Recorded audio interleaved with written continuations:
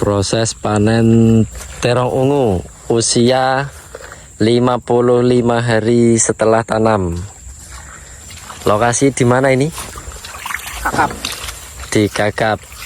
Ini kecamatan Kumai ya? Kecamatan Kumai. Kumai. Kumai dia. Ini kok ada yang kecil-kecil ini dipanen? Wit. Jangan dulu. Nah, ini yang besar-besar nih. Terus ini wit. Besar-besar. Yang besar-besar aja dipanen.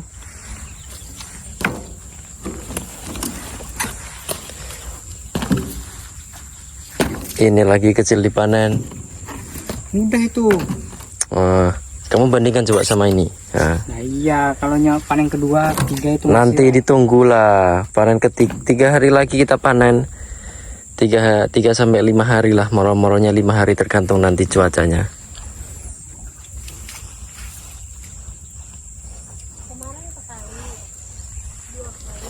Bisa 3 sampai 5 hari sekali. Ya rata-rata seminggu 2 kali lah panen. Kalau apa tanamannya banyak ya, tapi karena kita nanamnya berapa ini Pak Rahmat nanamnya? 1.500. 1.500 pokok aja. Ya. Yang bener Pak. Ya, banyak yang sana Pak. Oh yang sini 1.500 ya. Itu yang masih kecil belum termasuk ya? Belum. Oh itu yang masih kecil tuh berapa kira-kira itu? Ada berapa pokok tuh? 2.300-an. Berapa? 2.300-an. Oh 2.300, berarti totalnya sekitar 3.800 ya? Kurang lebih 3.800 pokok. Ini untuk luasannya paling sekitar 3.000 meter ya Pak ya? 3.000 meter. Sepertiga hektar ya? Ya. Sepertiga hektar. Jadi lahannya itu sampai sana, sampai ujung sana. Kalau 1 hektar, tapi kita cuma pakai 3.000 meter. Terus ini kita pakai sistemnya itu 1 bedengan 1 tanaman, per bedeng 1 tanaman, dengan asumsi ketika kita memakai cara yang demikian itu dia nanti perkembangan batangnya bisa lebih leluasa ya, bisa lebih luas, artinya tidak terganggu, tidak ada persaingan unsur hara. Terus di sisi lain dalam panen juga lebih mudah karena kita bikin akses panen ini buat kanan dan kiri padnya. Terus ini untuk jalur air, jadi setiap sub 1 itu kita bikin jalur air dan juga jalur buat panen. Berarti nanti kita bukan panen di sini tapi di sebelahnya lagi. Ini ada yang mati teman-teman, ada yang mati.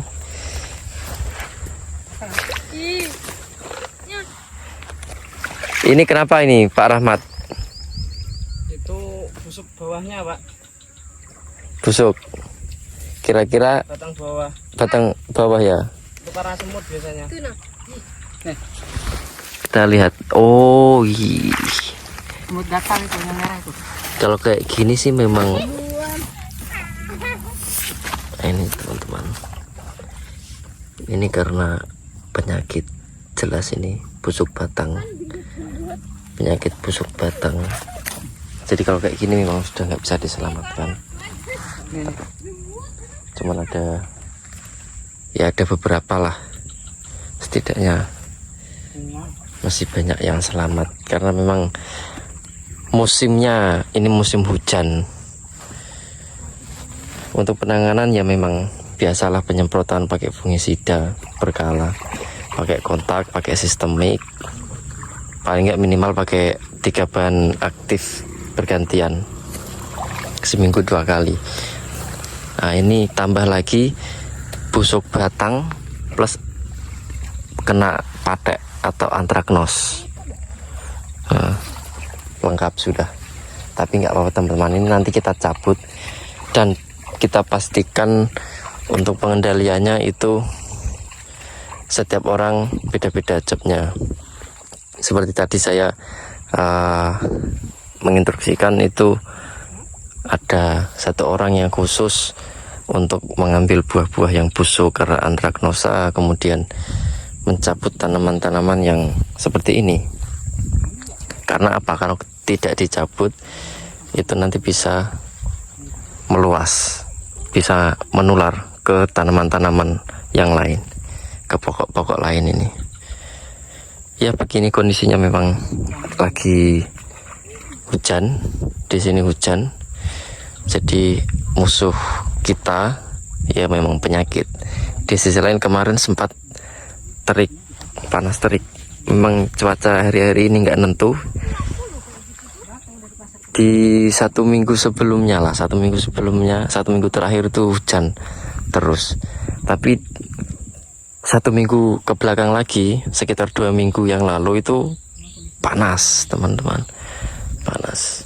Jadi di 2 minggu yang lalu itu musuhnya malah kebanyakan dari ulat. Nah sekarang itu kebanyakan dari penyakit. Nah saking nggak jelasnya cuaca ini kan, karena tahun ini tuh kita sedang memasuki tahun-tahun kemarau basah. Jadi ada hujan di musim kemarau.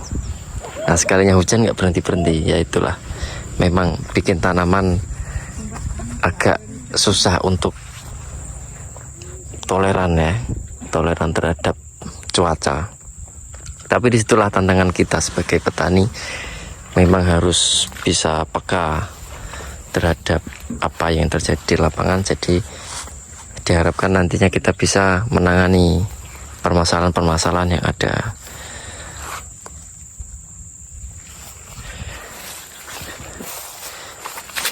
Ini kira-kira 1.500 ya. Kalau panen kira-kira ini dapat berapa? Udah berapa angkong ini? Angkong ini Pak, tapi perkiraan 20 kilo. Dan ini mungkin lebih. Udah 2 angkong ya. Tadi 20 kilo. Ini sekitar, berarti kalau 20 juga berarti udah 40 kilo. Target 50 lebih. Lebih ya. Ini aja baru setengah. Ini baru setengah.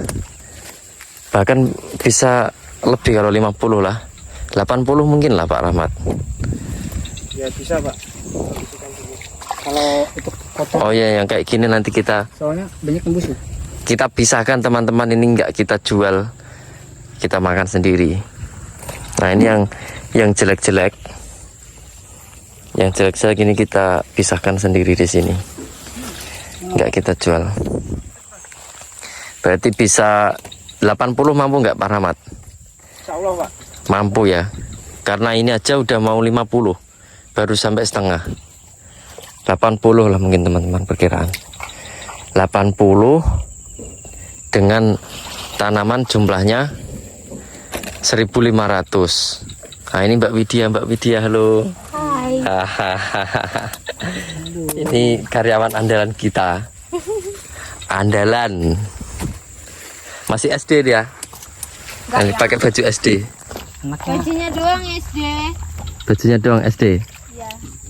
Orangnya udah dewasa. Orangnya udah doyan terong ya. Nyapa teblok Pak? Yang banyu paling Mas teblok ya. Jadi kalau misal 1.500 pokok aja, tapi mungkin pasti ada yang nggak produktif dan ada yang mati seperti tadi yang saya sebutkan ya. Nah ini ada beberapa juga. Ini kena busuk batang, udah dicabuti. Nah jadi paling produktifnya katakanlah kalau kita ambil 10%, yang nggak produktif 10% ya paling 1.350 yang produktif. Nah kalau kita mampu panen 80 kilo setiap 3-5 hari, katakanlah pahit-pahitnya 5 hari lah, 5 hari 80 kilo udah lumayan, itu cuma 1.500 pokok. 85 kali harga sekarang berapa Pak Rahmat? 20.000 Pak. 20 ya dari petani itu ya? Iya. 20 dari petani. Kalau di 1 kilonya 20.000. iya, kalau di pasar mungkin berapa? 25-an ya? 25. 25 bisa lebih ya. Ya, ini kita jual dengan harga 20.000. Kalau kita jual dengan harga 20.000 ya lumayan. Kalau misal kita bisa dapat 1 ton saja udah 20 juta 1 ton. Tapi saya kira ini lebih lah kalau 1 ton. Masa kita 1.300-an lah misal ya, kita katakanlah 1.300 pokok. Nah kalau 1 pokok masa cuma 1 kilo kan ya nggak mungkin.